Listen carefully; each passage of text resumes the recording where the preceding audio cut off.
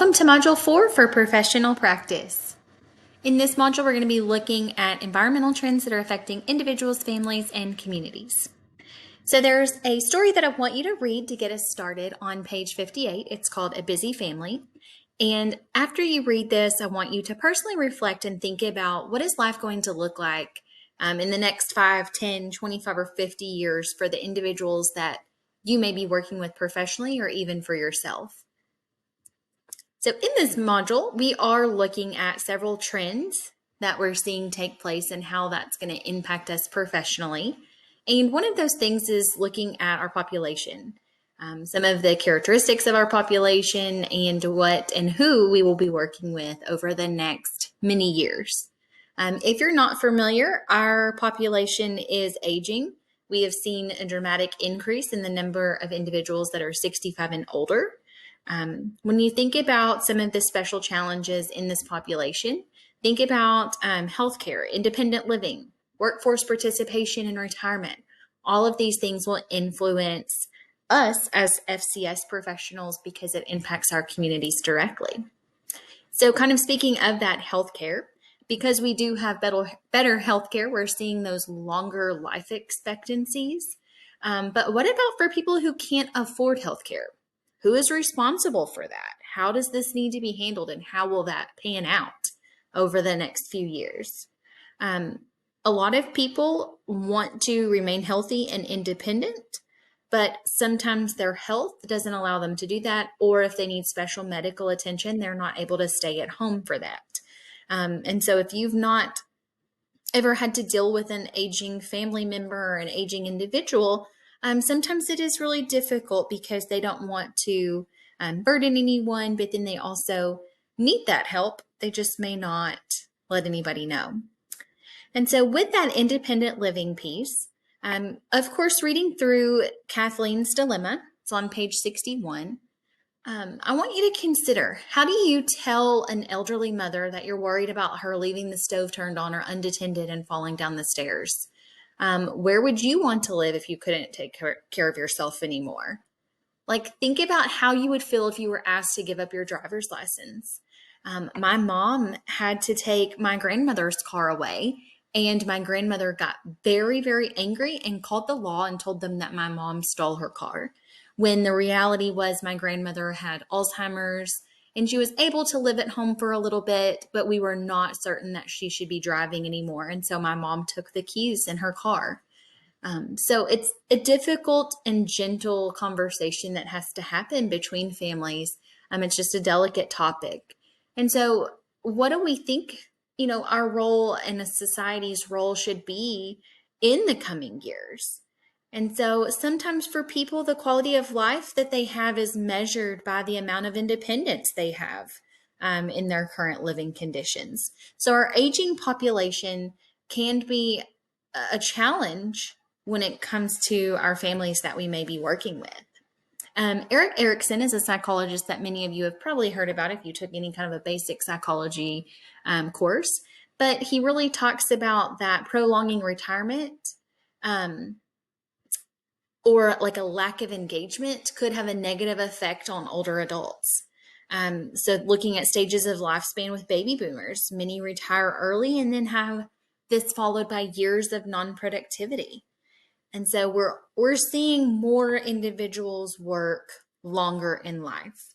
But something you have to think about with an aging population in the workforce is going to be age discrimination. So I've linked this to a website where you can go and read about some age discrimination. And we'll also look at some examples of this a little bit later. So what about those that are not in the baby boom generation? What about some other generations? Thinking about like in between baby boomers and Generation Y, we have Generation X. And depending on where you look, depends on the years that these individuals are born. But this is a large group, Generation Y, that has purchasing power for like clothing, food, home markets. But where should money be spent? Social Security or Medicare? Or should it be spent on schools and health insurance for children that are in poverty? How are we going to see this next round of our population be taken care of? And how do we help do that? So I've got a few slides with some details. I'll quickly share a few things under each of these. The U.S. has been called the Great Melting Pot Society for a really long time. You think about different backgrounds, languages, ethnicities, religions, socioeconomic classes, everyone kind of living in one society, but not without conflict, right? There are people now that are really contesting this melting pot idea. We're thinking that this proposal of a more realistic and appropriate ideal is going to be one that we call multiculturalism, or looking at something like cultural diversity and multiracialism. Um, with more cultural diversity being highly valued, some of these cultural barriers are starting to break down. We see that happen because of just education and community and connections. But multiculturalism and multiracialism is something that we're seeing, and I've got a little bit about that here. So, what race are you is really not an appropriate conversation to have with someone. It's common, although it's not really appreciated. Um, why do we categorize people by their race? So, in training, there was a conversation recently that I went to where they were talking about race versus ethnicity. And ethnicity is a more broad culture, food, religion based, whereas race is really more ancestry based. And I thought that was a pretty neat way that she was kind of sharing and explaining that. And so when we look at, there are 7 reasons on page 63 that you can review in detail. But prior to the 1970s, people collecting data would guess, racial heritage of a person just by looking at them. And then in 1970, people started self-reporting in the first mailed questionnaires. There were only options like white, black, Asian, Hispanic, and you could only pick one. If you look at census now, we see many, many options. So I find that so interesting. That was just in the 1970s. I pulled a few charts for Arkansas and the US. You can kind of go through and look at some of those stats. But what about cultural and religious diversity? I think about racial diversity as only one component of diversity. There are so many other ways that we can share our rich cultures and histories rather than just focusing on race. So, a few diversity areas that we could say have been around for a while and are still consistent issues in our country as well as others. So, you may be able to highlight and pick one specific one that you feel like is most important. But to me, these are all very important, and it's really, really disappointing that some of these are even still on here. So, feel free to look into those a little bit more. So, what about multiculturalism in the labor market? Why is this an important piece for businesses to focus on? When we think about moving from counting minorities to fostering environments where just talents and differences of employees are valued and respected, that would be a really important component to have of a business practice. So, when we think about diversity, that should be really woven into the vision, mission, values, and strategic plan, as well as kind of all levels of a business. There's one term here, cultural competency. What does that mean? It's because you and I are going to interact with many different people in our lifetimes. We have to be aware of our own worldviews and attitudes towards cultural differences. It's our responsibility to acquire knowledge of other cultures and educate ourselves. So if you think about family, we've defined that in this class this semester. It is not defined the same way in all places. We think about business culture. It's different around the world. Is their communication style direct or indirect? Is their work style formal or informal? Is the attitude towards time more flexible or is it scheduled? How is their decision-making style? It's a collective decision-making process or is one individual responsible? And then is the discussion style fast or is it measured?